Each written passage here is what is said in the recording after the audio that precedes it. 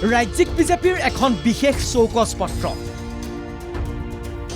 ৰাজ্যৰ এজন প্ৰভাৱশালী মন্ত্ৰীলৈ বিজেপিৰ কাৰণ দৰ্শোৱা জাননী এজন বিধায়কেও লাভ কৰিছে চৌকছ বিজেপিৰ এটা ৰাজনৈতিক চৰিত্ৰ আছে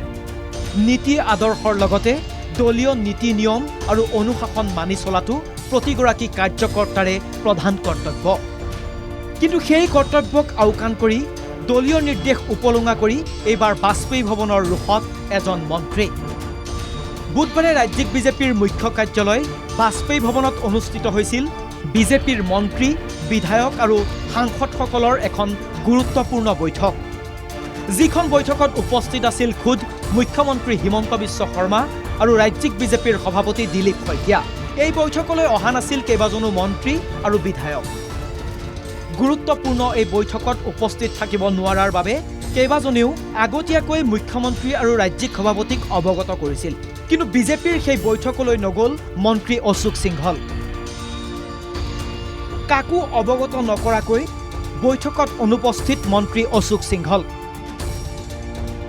মন্ত্ৰী অশোক সিংহলৰ দৰে এই বৈঠকলৈ নগল বিজনীৰ বিধায়ক অৰূপ কুমাৰ দে যিটো বিষয়ক লৈ ক্ষোভিত হৈছিল খুদ মুখ্যমন্ত্ৰী হিমন্ত বিশ্ব শৰ্মা দলৰ অনুশাসনক অৱহেলা কৰি বৈঠকত অনুপস্থিত থকা এই দুই মন্ত্ৰী বিধায়ক সন্দৰ্ভত এতিয়া ক্ষুণ্ণ হৈছে ৰাজ্যিক নেতৃত্ব এনে অৱস্থাত শুকুৰবাৰে মন্ত্ৰী অশোক সিংহল আৰু বিধায়ক অৰূপ দেক চৌকছ দিছে নেতৃত্বই বৈঠকত অনুপস্থিত থকাৰ কাৰণ লিখিত ৰূপত দিব লাগিব এই দুইজনে এতিয়া মন্ত্ৰী অশোক সিংহল আৰু বিধায়ক অৰূপ কুমাৰ দেৰ এয়া ইচ্ছাকৃত ভুল নে অজানিতাই কৰা ভুল সেয়া অৱশ্যে তেওঁলোকৰ লিখিত উত্তৰতহে স্পষ্ট হ'ব কেমেৰা পাৰ্চন নিতুল কৃষ্ণৰ সৈতে লক্ষ্যজিৎ গোহাঁইৰ ৰিপৰ্ট NK TV